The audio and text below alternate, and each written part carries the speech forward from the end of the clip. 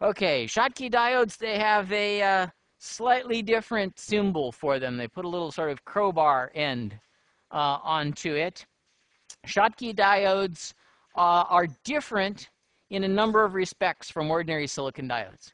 Ordinary silicon diodes are made with two semiconductor materials, P-type material and N-type material, shoved together, making a junction. Schottky diodes are made with a metal semiconductor junction. So they have there's slightly different physics that are going on there. And as a result, we get some interesting and useful characteristics. First off, the VF for Schottky diodes is substantially lower than it is for silicon diodes, on the order of 0.3 to 0.4 volts. So we get a lower forward voltage drop. The leakage characteristics are somewhere between the silicon diode and the germanium. So the best Schottkys, that is very low leakage Schottkys, are about comparable to the middle of the silicon diode in terms of leakage. So you can buy silicon diodes that have much less leakage than you can the very best Schottkys. But if you just, 4001, sort of garden variety diode, its reverse leakage will be comparable to a premium Schottky diode. For the cheap Schottkys, the non-premium devices, we're looking at something on the order of 10x the leakage current of a silicon diode. So even at that, it's still a factor of 10 better than germanium diodes in terms of leakage. And you get almost as good. At 0.3 to 0.4, it's a little bit higher VF than you would see out of a germanium diode at comparable current levels. But Schottky diodes claim to fame, despite their the 0.3, 0.4 volt VF is a nice thing, but their claim to fame is speed of switching. So where's the switching that's going on in a diode?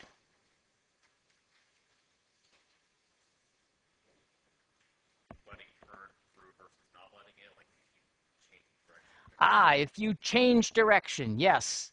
That's where, so we've got a device that we can have flowing current. We can have it forward biased and it's flowing current.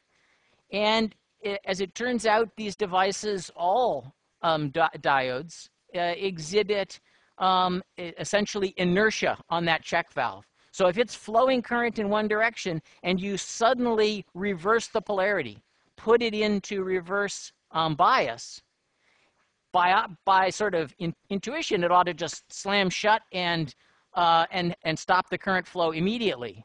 But in point of fact, there's a little bit of an effective inertia involved so that it has to swing closed.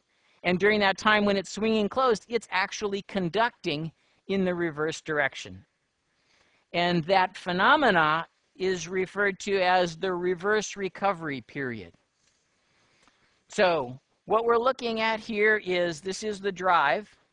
So this is the drive voltage that we're applying to the diode.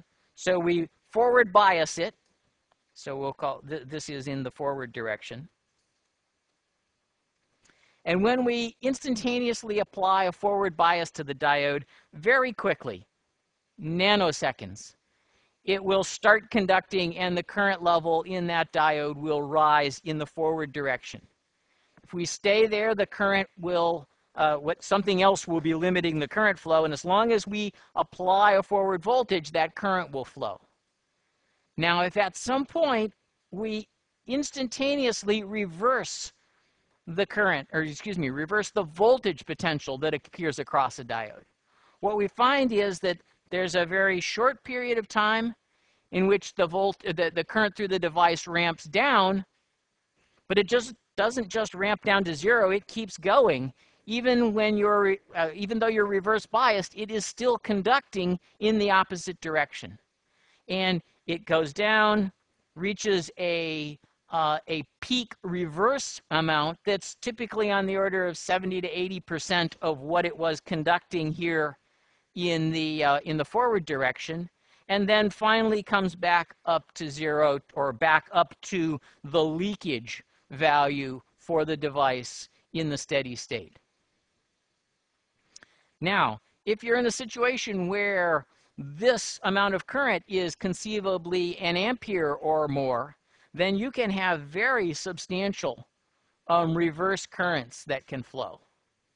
And in many instances, you will find that they specify a maximum reverse recovery time for the diodes in order to limit the that reverse current flow into a device. We'll see this most commonly when we get to looking at the specifications for motor drivers.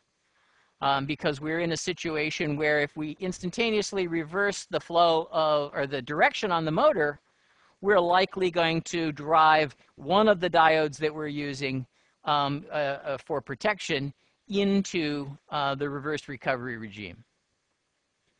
The claim to fame for Schottky's is this reverse recovery time is, for all intents and purposes, 0.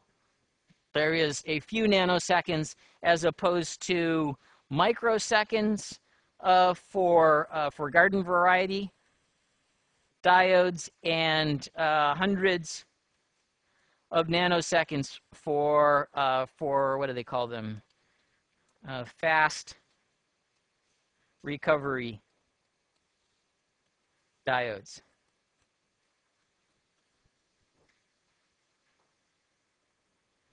So, yeah.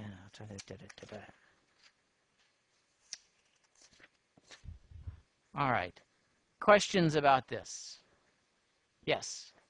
So the hundreds of nanoseconds, those are for fast recovery silicon diodes, right? Yes. This is for garden variety silicon diodes. So 4001 sort of recovery times are measured in, if not microseconds, very many hundreds of nanoseconds. Whereas a fast recovery diode, if you went into DigiKey and looked up the tabulation for fast recovery, you'd find they're in the 1 to 200 nanosecond range is pretty typical. Yes. Is that number on the spec sheet anywhere? You won't find it on the spec sheet for a garden variety diode, because if you're using the garden variety diode, you really don't care. Okay, where you will find it on the spec sheet for a device that was intended to be used in a place where you were interested in the reverse recovery.